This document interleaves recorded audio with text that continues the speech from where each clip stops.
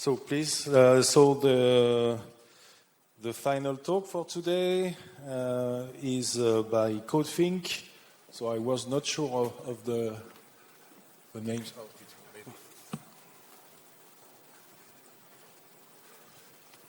Okay, so I was not sure of the two names, so if you can introduce yourself. It's okay. Hello, everyone, and welcome to our talk on big-endian in RISC-V. I'm Roan Richmond. This is Lawrence Hunter. This work was also done by Ben Dooks, and we're all from Codethink. So I'll give an introduction, talk about some of the changes we made to some machine emulators, and then Lawrence will talk about some of the changes through the software stack. Cool. So, an introduction. What is endianness? A quick recap for everyone. So, endianness is the order that bytes are composed in memory. So, if you're in a big-endian system, that means the big end, so the most significant byte, is stored in the lowest memory address. And if you're in a little-endian system, the little end, so the least significant byte, is stored in the lowest memory address. So an easy way to remember this is literally endianness is the big end is stored in the lowest memory address, or if you're little end. Cool. So where might you find these different implementations? Little endianness is probably the implementation you're most used to. So x86 chose this. And this is at a time when the system bus might not have been wise enough to fetch the whole number at once. So by going with a little endian system, it means that you could fetch part of the number and then start the calculation and then finish the calculation when the rest of the number was fetched. And then big-endian is used in older architectures. And because of this, it means that many networking protocols that were invented when older architectures were around still use big-endian networking protocols. This means that if you're on a little-endian system, you have to constantly do byte swapping. So what's the state of endianness in RISC-V? So RISC-V is little-endian. That means that all the instructions are always little-endian in RISC-V, no matter anything else. So, in the latest ISA specification, this also adds runtime-configurable endianness for data. So that means you can switch what endianness you're in, specifically for the data you're operating on. So, when we discovered this, we were initially interested in this. Codethink has a history of doing various implementations of different endianness for different systems. So we went and looked for various hardware that implemented this, and we couldn't find any hardware. So we decided ourselves to build a system that would support this. So we went for QEMU, which is an open source machine emulator, and we were going to add the various fixes into that to allow us to experiment further on top. Then we're going to use OpenSBI, which is an open implementation of the RISC-V supervisor binary interface. And we have to use that to boot the system in big-endian and correctly deal with I/O. And then finally, we're going to add some patches into Linux and build a minimal kernel and user land. So I'll start with the QEMU stuff, and we'll go through it. So how does RISC-V control its endianness? It has a bit in each of the status, the registers, so the control and status registers. There's one for each privilege level, so machine, supervisor, and user, so M status, S status, and U status. The bit changes depending on what privilege level you're at. So first off, the first step was to allow QEMU to change this bit. So if it's a 0, it means it's little-endian. If it's a 1, it means it's big-endian. So we added a mask into one of the QEMU functions, which means that you can change this bit. Our implementation initially just meant that the machine only M status was writable, and then S and U status followed that. So therefore, if you change the endianness in machine mode, you would then have your supervisor and user mode also change endianness. This is a valid implementation as listed in the specification, but some of the future work we're doing should allow you to change the endianness depending on different privilege levels. So you could have machine mode in big-endian, supervisor mode in little-endian, and then user mode in big-endian. So now we've set the bit, we need to actually adjust our various instructions. So obviously this means changing some of the load and store operations. This was fairly simple. It just means that once we just needed to check this bit, so we added a flag into the context, which means that we can check and therefore append a big-endian memory operation if we're in big-endian, and the same for the atomic compare and swap instructions. The floating point unit follows integer endianness, and then the MMU translation follows S-mode endianness. And as you can see, we had to add a couple of functions, we had to use a couple of functions, and so listed on the screen are some of the functions we used. I'll then hand over to Lawrence, who will talk you through some of the software stack.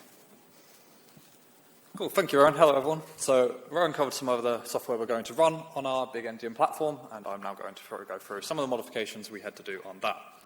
So first of all, some sort of general changes that propped up multiple times across the different bits of software we needed was we had to update build support. So most of the builds assumed little-endian, as pretty much everything uses that, and so we had to modify them to allow us to actually build for this big-endian target.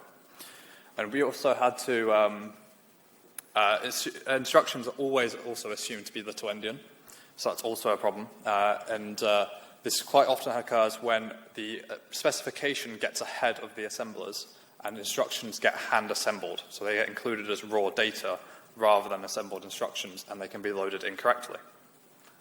We additionally have to deal with I/O buses, which, unlike their data counterparts in memory, are always little-endian.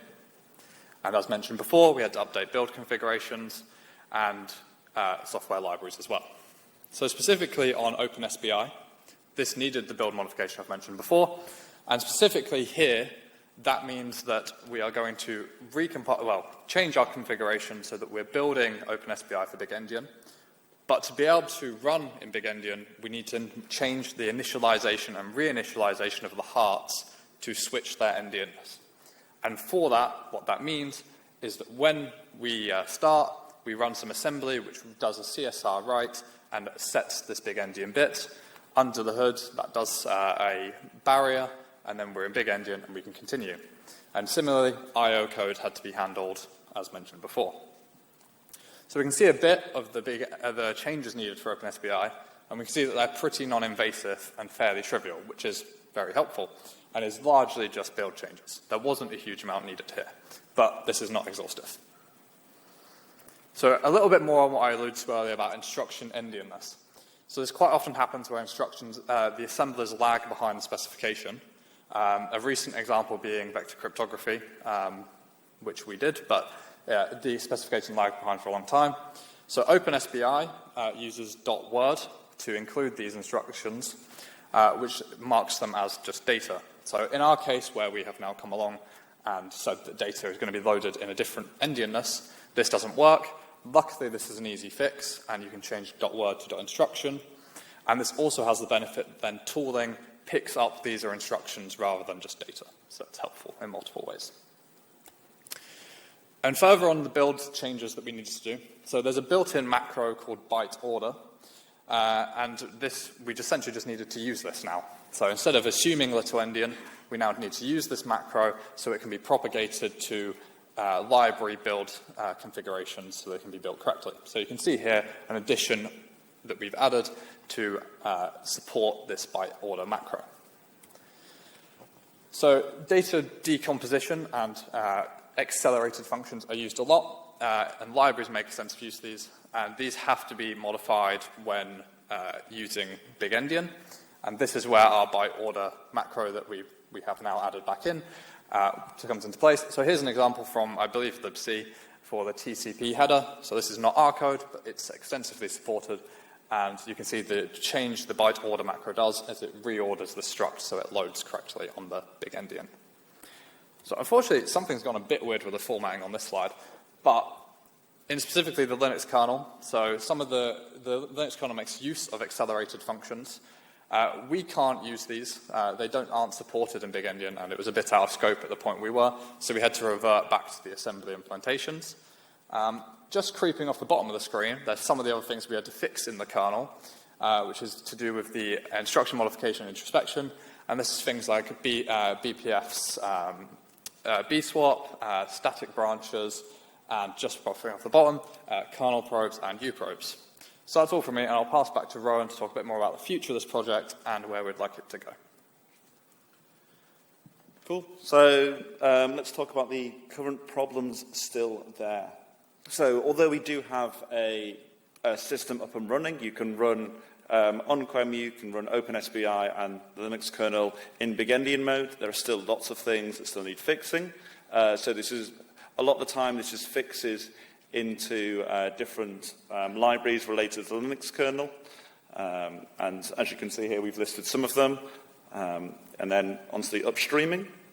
So as mentioned earlier by the RISE project, it's very important to upstream everything, so we're all working together on the same versions of everything, and we're not maintaining custom forks. We've sent requests for comments to both the kernel and QEMU mailing lists, so hoping to get some positive feedback about that. We are unsure if they'll be accepted, though, however, as recently someone has already added support for the byte swapping extension into the Linux kernel. So that speeds up byte swapping, meaning it takes less instructions. However, this is still valid work, as this completely disposes of the need to byte swap. You can just change your system's endianness temporarily while you do lots of network work. And as well as this, we're currently planning to fork CVA6 and add in some big-endian options into CVA6, so that perhaps we can get some hardware eventually that's running that has this option for runtime-configurable endianness. If you'd like to see the current work, please feel free to scan the QR code. That'll take you to our GitLab page where all the patches are maintained and where we're constantly rebasing against the newest releases of everything. So thank you for listening. That's everything from Codethink.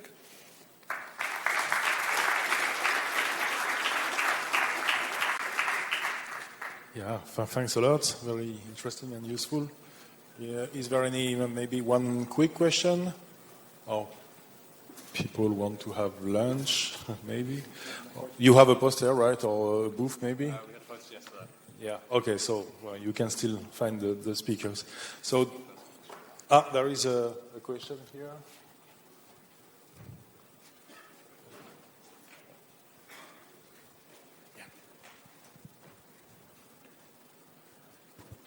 Yeah, where would you expect implementations of big-endian RISC-V to be found? So will it mostly be in networking, where you have to deal with all those old formats, which are big-endian, of course?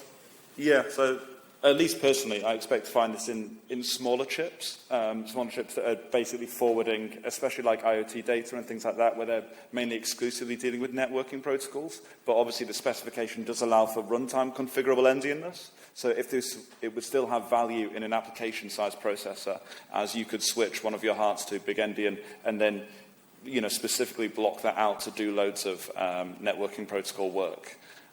So yeah, there are numerous applications for this. It's just quite new to the specification, so we don't expect to see hardware anytime soon, really, unfortunately. Yeah, do you see any other region but networking? Pardon, sorry? Do you see any other region but networking? Except, networking is clear why you need big-endian. Do you see other software regions where you also would need big-endian? So it's somewhat related to networking, but a lot of the older cryptography standards are also big-endian. So if you also need to perform a lot of cryptography, it can be helpful. But it is a niche application. But it does have places in highly optimized environments. Okay, thanks a lot. Let's thank the speaker again.